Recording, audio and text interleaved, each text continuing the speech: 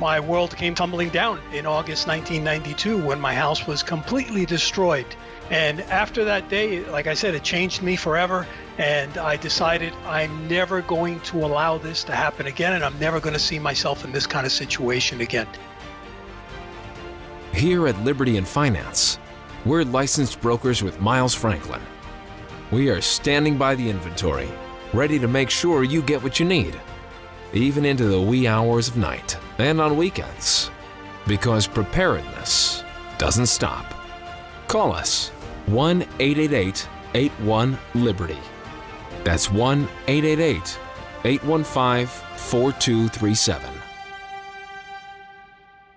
Welcome back to Liberty and Finance. We're delighted to have a first-time guest today who's a preparedness author. You'll remember that our channel originally was called Reluctant Prepper since December of 2013. We have an author of 2 books here, Richard Duarte. He's the author of Surviving Doomsday, A Guide to Surviving an Urban Disaster, and his more recent book, A Quickstart Guide to Surviving Urban Disasters. We're going to talk to Richard today. Richard, thank you for joining us here this first time on Liberty and Finance this Friday, February 4th, 2022. Hey, Donegan. It's great to be here, and thank you for inviting me on the show. I really appreciate it. I was glad when you let us know about your availability and the fact that you have been involved in helping educate people about the simple way to get prepared for some time now.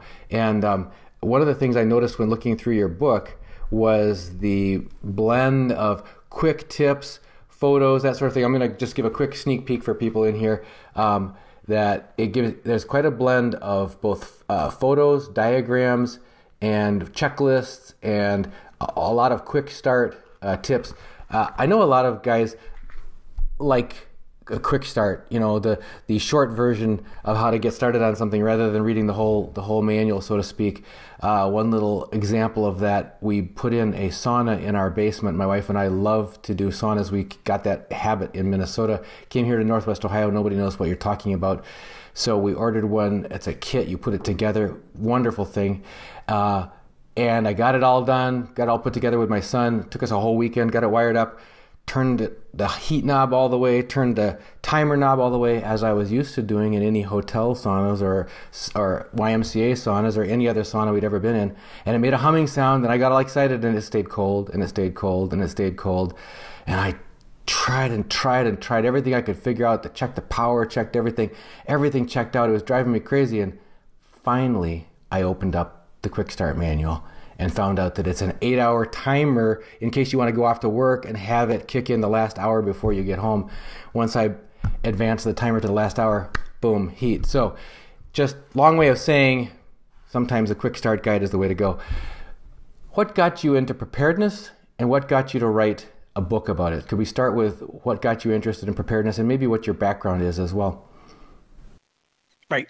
And I think it's important because I'm a normal, everyday guy. I'm no one special. I don't have any particular background in preparedness. I wasn't in the military. I'm an average, everyday person who got almost wiped out completely back in 1992 by Hurricane Andrew. And when you have an experience like that, it changes you, and you could never go back to the way things were before. The way things were before was I just didn't think about these things. I didn't worry about them. I made very few preparations. I had maybe a $2 flashlight in one of the kitchen drawers and maybe an extra gallon of water. And my world came tumbling down in August 1992 when my house was completely destroyed. And we hid in a closet because that's what we were doing. We were hiding in a closet out of fear and desperation, not knowing what to do. Myself, my mom, my kids. My wife was stuck in another room because we got separated when the front door burst in. And I honestly thought that day I was going to die. And the worst part about it was knowing that, I would probably even watch my kids die because I hadn't prepared. I hadn't done any of the things that I should have done. And I didn't take the seriousness of the situation into account by making at least some basic preps. And after that day, like I said, it changed me forever. And I decided I'm never going to allow this to happen again. And I'm never going to see myself in this kind of situation again. So the reason I say I'm a normal everyday guy, and I say that for a reason. If I can do this, anybody can do this. And I started by researching as much as possible. Back then, the word preparedness probably didn't even exist. People that did these kind of things were known as survivalists, and they didn't have a really good reputation in the community. So what I really wanted to do was to create content and to create material that I could put out there that would make this be more of a mainstream thing, and that people could look and say, well, this guy's a lawyer. He's a dad. He's a soccer dad. If he can do it, why can't I do it? And that's exactly what I did. When I finally got around to writing the books, I tried to put together something that would be as comprehensive as possible, but also as easy as possible, and make it accessible to just about anybody. I still want to press into one part of your story that I'd like you to connect the dots for people, because a lot of people start out where you started out. We're just going through life, going with the flow, doing the typical suburban thing. Okay, so people can relate to that. The second thing, a lot of people experience hard knocks in life, which you did, extremely hard knocks. That happens to a lot of people. But the leap from the second stage of going through hard knocks to writing a book about it, can you help draw the dots in there between them? That's a big jump. Most people, 99.9% of people are not going to make that leap from an educated guy who had gone through the hard knocks of life to basically an evangelist trying to help everyone to protect themselves from this same sort of thing. I like the word evangelist because that's how I see myself. But I started doing a lot of research, and I started learning, and I just realized how much I didn't know. And it took me years and really through trial and error. But I didn't start out intending to write a book. I started out putting together notes for myself for quick reference, and also for my friends and relatives. Because one of the things that happens to you when you go through one of these experiences is that not only do you want to never go through it again, but you don't want the people that you love and care for to ever have to go through something like that again. So I didn't think that a lot of people would have the motivation that I had to do that deep dive and to try to educate myself. But I figured if I put together something simple, something understandable, something that they could relate to, I can pass this along to my friends, my neighbors, my kids, anybody who's interested, and they're going to be able to pick up. And I already did the heavy lifting for them, so they're going to be able to pick this up and really get started. That turned into a book. I just have to hand it to you for two reasons in that story, the part of the story you just mentioned.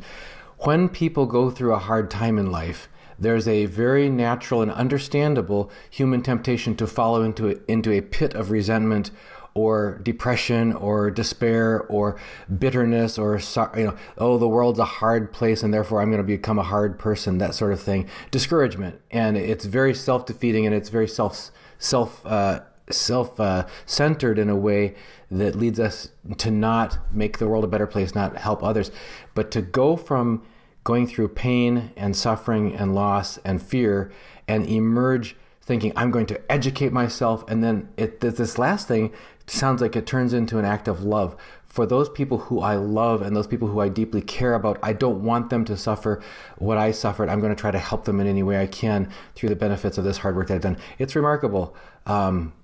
It's not everyone who goes through hard times that lets that love transform that into activating energy to reach out and help others. But you did. So in your larger book, you came out first, which is Surviving Doomsday, a Guide to Urban Disaster Survival. And then what got you to go from that to this Quickstart guide? What was it that inspired you to make this Quickstart Guide to Surviving an Urban Disaster? That's your most recent publication.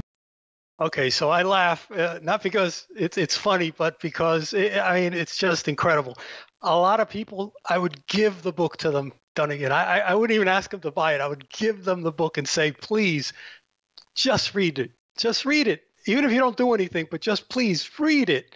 And I'm hoping that in the process of reading it, they'll understand why it was written, and that'll motivate them to start making at least some basic preparations. I would give people the book. A year later, I'd run into them. Hey, did you read? Oh, I haven't had a chance. I haven't had a chance. So at one point, after hearing that quite a bit, I decided I'm going to do. Actually, the motivation came from a supermarket. I'm standing in line to pay for some products in a supermarket. You know how they have all the magazine racks and all the little, yeah, okay. So I see this little guide on diabetes, and it's maybe 50 pages long, and it's everything you ever want to know about diabetes, what to eat, what not to eat, what to do, what not to do. And I said, what a wonderful idea. Because as you know, a lot of people will do a considerable amount of research when they're going to buy a TV. But when it deals with their health or their finances or what candidate they're going to vote for, they just don't. So I figured I'm a visual learner. I'm going to put lots of pictures in it. I'm going to put lots of diagrams, and I'm just going to do bullet points. I'm going to do the Reader's Digest version of Preparedness, and maybe that'll make it easier for people because they don't even have to read the entire book. All they have to do is maybe start with the first chapter, and if they follow those bullet points, they can do one chapter at a time. And if they do that, let's say one chapter per month. Back then, there wasn't the urgency that there is now. But if they do just one chapter per month, by the end of the year, they'll have some pretty good preps in place. So that's really the motivator for the second book. I made it as easy as possible, lots of visuals, lots of pictures, so that people can not only read about what something looks like, but see exactly what it does look like. Something you just said was a trigger for me when you said it wasn't as urgent back then as it is now. I think one of the challenges in Scripture, the quote is, it is not yours to know either the day or the hour. So we don't know the day or the hour. And you certainly didn't before that hurricane tore your life apart back in the year. But the point is, it's never too late to start. And we never know the day or the hour. So any step of preparedness we make is a positive step in the right direction. My son, who's a personal trainer, reminds me of that when I get frustrated with myself because I don't have, in some ways, the same strength that I once did in this or that exercise. And I'll get all frustrated saying, oh, I used to be able to do this. I used to be able to do that. He said, Dad, that's not helping you. The point is, you did a set right now. Now you're going to be stronger tomorrow than you were today. That's all you got to keep focusing on is you made a step today, you'll be stronger tomorrow. That's one of the things that occurred to me in looking through your book, The Quick Start to Surviving an Urban Disaster.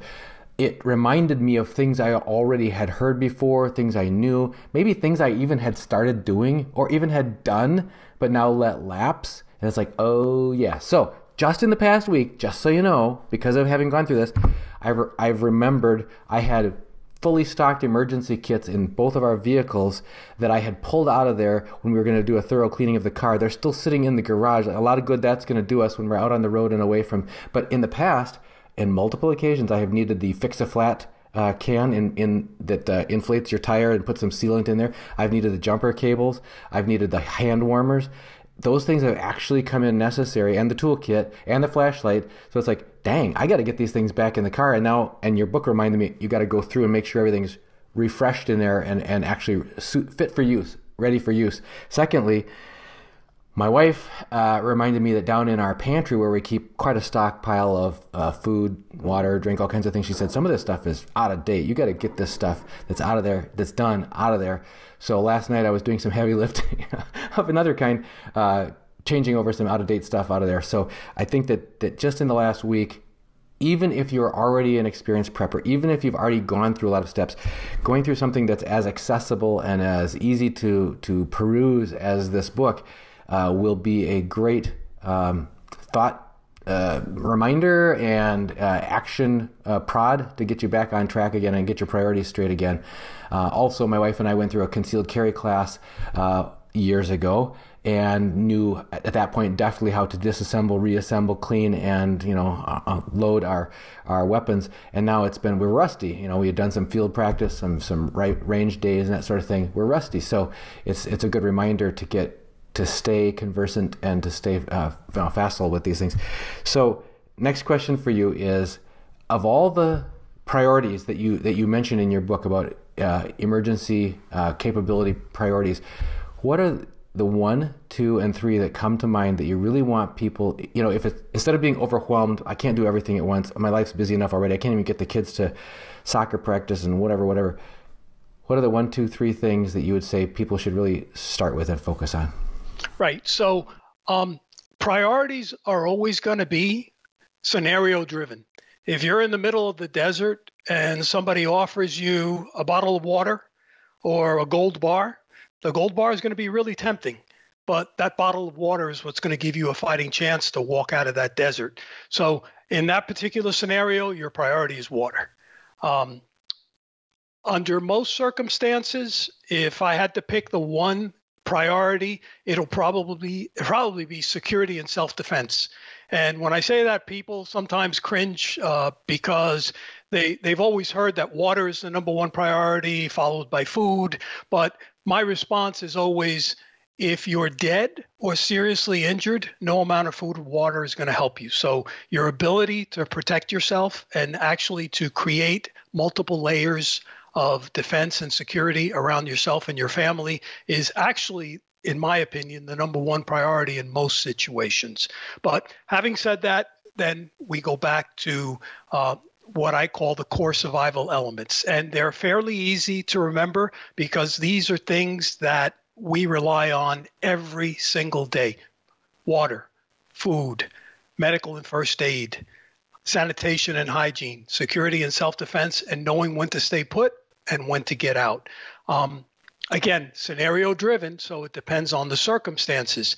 But people don't have to be overwhelmed because I always encourage folks to do all of these things, just do a little bit of each of them along the way. So you're not going to spend 6 months focusing on food to the exclusion of everything else and then have something come your way and you have a lot of food, but everything else has been neglected. So I just like we do a balanced portfolio in the financial world, I say do a balanced portfolio in the preparedness world. Preparedness is not something that you can do over a long weekend and then put away and forget about it. It's a lifestyle. It's a way of life. You're probably going to be involved to some extent with preparedness every single day of your life until the day you die. And it's a process of evolution. I don't prepare today the same way I used to prepare a decade ago.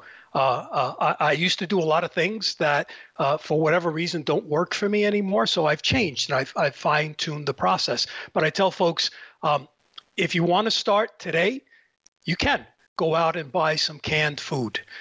Your goal is to have at least 3 months. And I say at least because really you want to have 6 to 9 months, maybe even a year. But if you can get at least 3 months of food in your pantry, you're doing pretty well. If you're not really sure what types of food you want to buy or whether you want dehydrated foods or canned foods, you go to the supermarket and if you were going to buy a can of corn, you buy 3 cans of corn. If you can't afford to buy 3, you buy 2. Little by little, you add to your water, you add to your food, you add to your first aid supplies. If you take medications for high blood pressure, let's say diabetes, cholesterol, try to stock up a little bit more than what you usually buy so that if something happens and you can't get to a drugstore, you have enough medication to last you for a few months. Same thing with your other preps, sanitation and hygiene. If all of a sudden the toilets stopped flushing and the water stopped flowing, how do you get rid of waste? You have to have a plan. And it's not necessarily a very elaborate plan, but you have to have thought that through. And that's probably one of the reasons why I encourage people to sit down and write a survival plan or a preparedness plan, not because that written plan is going to be of any use to you anyway, because you'll probably never look at it again. But the thought of the process of just sitting down and writing out a plan makes you think through all these things. And as you're thinking them through, what you have to do and how you have to do it really just unfolds. Yeah, I think that's hidden power in planning, and that even coming from a lifelong career of project management and planning, that's one of the things that everyone talks about. Is one thing that you can guarantee about any plan is that it's wrong. It is not going to go according to plan. But the fact that you did the planning made you think things through, made you consider scenarios, made you ask questions like, what's our contingency? What's our plan B? If this critical area, everything hangs on this one thing happening, what can we do to make the plan more robust so that if that one thing isn't available or doesn't happen in a timely manner or whatever, that the whole mission isn't lost, isn't compromised because of that. It makes you actually stretch and exercise your mental muscles up here to actually create more optionality. And that's one of the things that seems to emerge through preparedness experience. You talked about how you don't prepare the same way as you did when you first got started. And then one of the things I noticed with people who are more experienced about preparedness is that they think automatically and they put a priority on emphasizing optionality, having multiple paths to a goal. That old saying, 2 is 1 and 1 is none. In other words, you have to have spares. You've got to have different ways, different approaches, different routes. In our own neighborhood here, they're doing major road construction and sewer pipe changing out on a major road that we use to get out of our area. And we keep catching ourselves over and over again going our old way. And you show up at the barricades, it's like, oh yeah, we can't go the usual way. You need to think that through ahead of time, because if it were, this is just life. I mean, but if it were a crisis, if it were an emergency and there's a crowd trying to get through or something, you want to know where your routes B, C, and D that you could potentially take to get to, the place you need to get to. And it's not just routes, it's tools, it's all kinds of communication methods, et cetera, et cetera, et cetera. One of the things I noticed, and I didn't hear you mention it just now, but it's in your book, in the section on, which is the first priority you mentioned, personal security and self-defense, you mentioned the quick prep tip. You will need physical strength, endurance, self-defense skills, and proper tools to protect yourself and your family. Stay physically active and learn basic self-defense skills. Folks, if you haven't already, you might get a chuckle out of it. Look at our library, search our channel under Building a Stronger Prepper. It's my own personal story from several years ago when we had gone through some pretty rigorous medical treatments for Lyme disease and candida and stuff. And I emerged far underweight and lost most of my strength, more than half of my strength, etc. And now, after having gone through COVID and frankly some, I would say, sedentary habits have crept back in, I'm starting over again and rebuilding my strength, because otherwise what we notice, both my wife and I separately, is that when we try to do something that requires significant exertion, as simple as carrying heavy luggage upstairs or playing a vigorous game of tennis or walking farther than usual or whatever, that we can end up injuring ourselves. And then you end up with weeks to months of recuperation, which takes you completely out of the action in many cases for doing what you need to do in hard times. So heaven forbid, and this again is just during ordinary life, heaven forbid this would happen during a crisis situation. So we keep learning this lesson. Life keeps trying to offer us this lesson that if we want to protect our joint and protect ourselves from serious sprains, strains, etc., we need to stay in shape and use our bodies, in a way that's going to continue to keep them strong. So anyway, that's a good tip. Another thing that emerged to us from the book. One thing I didn't hear you talk about was in your top priorities was shelter. Can you touch on that for us? In most situations, in my opinion, because, and I say in my opinion, because there are different people that have different opinions on this, and it's really all over the place. You talk to some people and they'll tell you the first thing you do is bug out.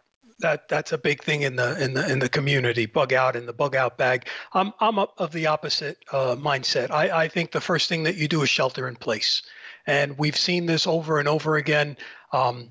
Especially here in South Florida, where we have these hurricane scares. Because remember, we have hurricane season every year from June to November. And some years we get very lucky. Other years we get hit and we get hammered over and over again. And it doesn't mean that it's a storm that's going to destroy you. But even if it just knocks out the power, we've been without power for weeks at a time. If you can remain in your home, you're probably better off. But in order to do that, you need the gear and supplies to be able to function without electricity. Remember, in South Florida, it's not the same as in many other areas of the country. Here, everything is electric for the most part. There are some homes that have gas stoves, but for the most part, it's electric. The AC is electric. Everything's electric. So you have to really set yourself up so you're able to function without that electricity. By the same token, most of your supplies, most of your gear, most everything is going to be in your home. So why on earth would you want to leave all that and just take whatever you can carry and go off somewhere, not knowing where you're going to end up, what you're going to find when you get there and what the road conditions are going to be. I don't know if you saw it, I'm sure, up in North Virginia recently, that accident that shut down I-95, and there were, oh my God, all over the place. In fact, I wrote an article about it in American Cop magazine, and I put together a list of all the things you should carry in your car just in case. But all these people left home that morning. The last thing they were expecting was to be on I-95 for 24 hours. And thank God there were no fatalities. There were no injuries as a result of any of that. But you always know what the conditions are when you leave. You never know what you're going to encounter, and you're never going to know what you're going to be faced with. So the most secure thing to do is to shelter in place. And for that, you need your shelter, and you need everything set up, and you also need a plan. And we cover that actually in both books. We cover bugging out, because if your house is on fire and you have to leave in a big rush, you're going to need to bug out, whether you like it or not. It should be a last resort, but there's always those situations. But my preference is always to shelter in place. But to do that, you have to have the gear and the supplies, and really the plan to know what you're going to do and how you're going to do it. Another example that hit us that caused us to think we needed to leave, at least for a while. We arrived back towards our neighborhood from having been out on errands, and we noticed a strange thing. Many of our neighbors were standing around in their front yards. In our neighborhood, that's not normal. And we asked people, what's going on? And they said, there's a big gas leak. We don't know where it's coming from. And soon, within a few minutes, we found that in a construction area where a new home was being built in our neighborhood, they had struck a gas line. And so there was a very large natural gas leak going on in our neighborhood. And we were particularly, I would say, sensitized to the risk of such a situation, because back in the Twin Cities in Minnesota, where we used to live, if you look up the Dayton's Bluff disaster, you'll find where a natural gas leak was struck by a backhoe, and it was failed to get sealed off in time. There was a major explosion. It took out an entire city block. Over a dozen houses and businesses were just flattened. And in fact, a relative of mine was on duty at the time and ended up being pressed into service to shuttle burn victims to the nearby burn center. It was very traumatic and very etched in our memory about how dangerous this can be. So we thought, this is not a place for us to be sheltering in place when there's a major natural gas leak right around us. So that's another example. And I guess that's close to what you said about the house being on fire. It's like, not quite, but almost. And so we grabbed a go bag and our pets and left, went to a park and that sort of thing, and did some walking, and then biding our time waiting and trying to be in touch with the police about what's going on, that sort of thing, the gas company. And finally we realized how we didn't have enough stuff along with us, and we would have to go back and pack one night bags and so on if we were going to go to a hotel in a nearby town or that sort of thing. And we realized this isn't as simple as you think it is initially. The first impulse is just get far away from this immediate danger, and that's okay, but you want to have done that in a way that's maybe more thought out than what we did in a pinch. So for those people who take advantage of your book, Surviving an Urban Disaster, Quickstart Guide, what do you hope that they will take away from this? How do you hope that they'll, if there's one thing that's changed in them, a light switch that goes on for them, what do you want that to be?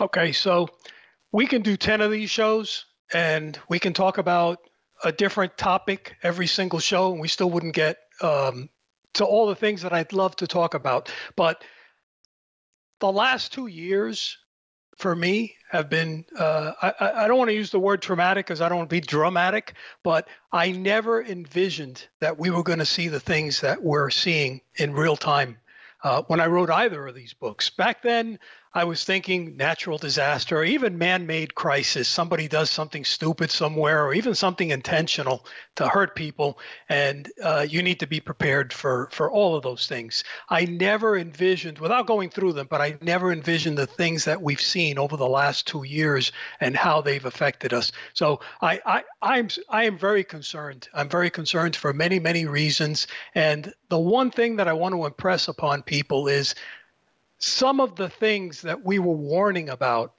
2 years ago or 10 years ago or even 20 years ago have happened.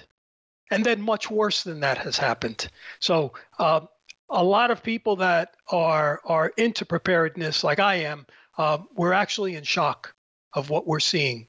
And I would love to impress on anybody that's listening to this the importance of doing what I've suggested in both my books and much, much more. Why? Because things are much more, the tipping point and the triggers are much more significant today than they've ever been. A lot of the threats, we talk about supply chains and surviving doomsday, but never in my wildest dreams did I imagine that we'd be seeing, not even throughout the country, but worldwide, the issues that we're seeing nowadays. We talk about shortages of medicine, shortages of food, water not reaching your house. These are all things that can happen under normal circumstances, just everyday life. But now it's taken on a new sense of urgency. And not only do we have all of these things that we've talked about over the years, but now we also have a financial aspect to it that is really concerning because of what the Federal Reserve has done, what the government has done, what's happening with inflation, the price of goods, the availability of goods, and the fact that there is so much third-party risk out there that what is a disaster? If people ask me, what is a disaster? It's whatever affects you and your family, regardless of what form that takes. So it could be a medical issue, it could be a financial issue, it could be a disaster, it could be a man-made crisis, it could be anything. But imagine that a year from now, a loaf of bread costs $10.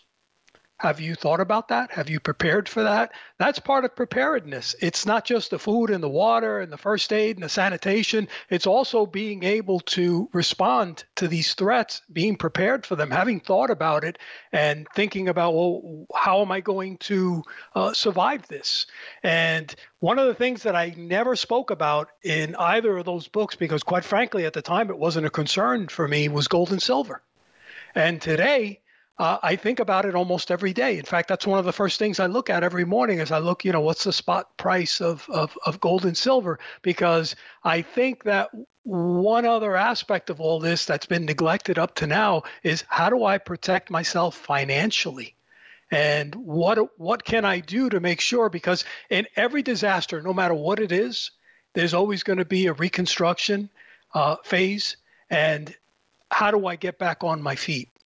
And if, for example, you took care of all those other preps, and that's an admirable thing, you're going to be able to feed yourself, you're going to stay hydrated, medically, you're going to be able to attend to your needs, you're going to have a plan for just about anything. And by the way, when I say just about anything, I never advocate for preparing for particular threats. I always say address the core survival essentials, the elements, and everything else will take care of itself. Because no matter what happens, you have to eat, you have to drink, you have to take care of yourself medically, and nowadays also financially, because a lot of people are going to be devastated. I don't like to make predictions, and I don't like to try to guess the future, but everything that I'm seeing is pointing to a day in the not so distant future when if all you're holding is dollars or the fiat currency that they call money, which isn't really money, you're going to be devastated. And as a prepper, it's up to you to look at not only the physical, but the emotional, the spiritual, the financial, and the legal aspects of your preparedness. In the Quickstart guide, I actually did add a chapter on legal and financial that I didn't have in Surviving Doomsday. And it's again because the further down the line you go, the more things you realize, oh wow, this is something I didn't consider before, but this is something that I have to add. And I'm working on a book now on advanced preps, and you can be sure that gold and silver is going to be in there because the landscape has changed and the needs have changed. I'm sorry, I went on for a long time, but. Not a problem. In fact, one of the things you just said jogged a memory for me in my wife and my concealed carry class that we took together. we went into that thinking we know nothing about firearms, we know nothing about home protection, we know nothing about the rules of engagement, etc. It felt like more than half of the focus on the class was not about weapons, was not about a lot of those aspects that we thought we were going to be learning about. It was about legal liability, about different nuances to standing your ground versus making sure that you're not exposing yourself to prosecution for being a perceived aggressor, about the duty to retreat or when you don't have a duty to retreat, that kind of thing. And it went on and on and on. It was sobering. It was gravely sobering, way beyond just the thought about how you need to wield the potential of lethal force. That's what we went into it expecting. This was more about the legal obligations you're going to be under and the potential lifelong repercussions that may come down on you if you either threaten to use or do use lethal force in a situation, and had you considered all of the other non-lethal ways of defusing, avoiding, evading, et cetera, et cetera, et cetera. So it gets back to that scenario planning. Another thing you mentioned in your book was about situational awareness and making sure that you're figuring out what's going on in a situation. You're aware of your surroundings, aware of who's there, what's going on, and that helps you to do real-time scenario development so that you keep your options open and find ways that are the safest path for you and your family out of a potentially dangerous situation. We will need to have you back to get into some specific topic areas, but folks, just one more time, the Quickstart Guide to Surviving an Urban Disaster by Richard Duarte. Richard, where will people find this book? It's on Amazon. All right. And again, guys, it's full of not only pictures, diagrams, bullet points, quick tips, shortcuts. It's the Quickstart Guide to Surviving an Urban Disaster. Richard, thank you for joining us this first time on Liberty and Finance on behalf of our viewers. And we've been asked, you mentioned the gathering storm clouds in our world. People saying things they never thought would happen are happening. People who were considered conspiracy theorists or whatever, people whose thinking might have made them seem on the edge before, have now been proven more right than the mainstream everything's fine, normalcy bias is the way to go message that we've all been kind of marching to or sleepwalking to for the past several years.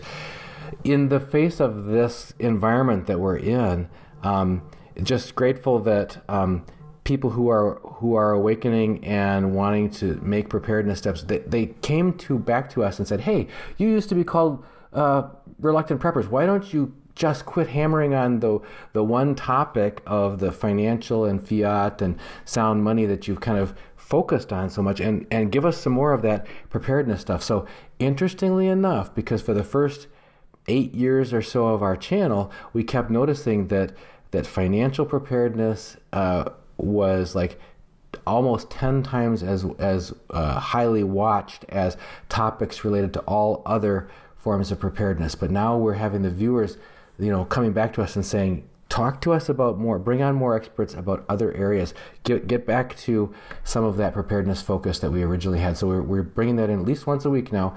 We're bringing in a preparedness topic, and just thank you for being here, and thank you for sharing your education and resources with our audience, and love to have you back. Thank you, Dunnigan. Thank you for having me. And I would encourage your listeners to, in the comment section, to maybe make a comment on what they would like to see, what future content they would like to see within the preparedness arena that they feel that would help them in their preps, or would maybe steer them in the right direction. That may give us both some guidance in what they're looking for, and we can provide that. Great. And folks, we're also going to put links to both of Richard Duarte's books in the description of this video. So just look in the description of this video. You'll see links on how to get a hold of these. And Richard, thanks for joining us on Liberty and Finance. Thank you, Dunnigan. Miles Franklin Precious Metals is one of America's oldest and most trusted bullion dealers. Miles Franklin is A+ rated and accredited by the Better Business Bureau, licensed and bonded, and has 0 complaints ever registered. Here at Liberty and Finance, we are licensed brokers with Miles Franklin. To order, Simply call us, discuss your needs, and we will let you know our live inventory, prices, and availability, and lock in your order over the phone. Once your order is locked, the price is held for you regardless of market fluctuations, and the metals are reserved for you awaiting your settled payment. Within 1 business day of ordering, you will receive an email invoice detailing the order and payment instructions. Miles Franklin accepts payments by bank wire, ACH or electronic check, money order, check mailed priority mail, and cryptocurrency. The fastest forms of payment are bank wire and cryptocurrency. Upon settled payment, metals will ship out within 3 to 5 business days. You will receive tracking information via email. Domestic shipping charges are $15 for any order under 500 ounces of silver or 10 ounces of gold. For orders larger than that, domestic shipping is free. The package will be double boxed, fully insured, and labeled discreetly, with no indication of the contents inside. For your privacy, the name Miles Franklin will not even be on the package.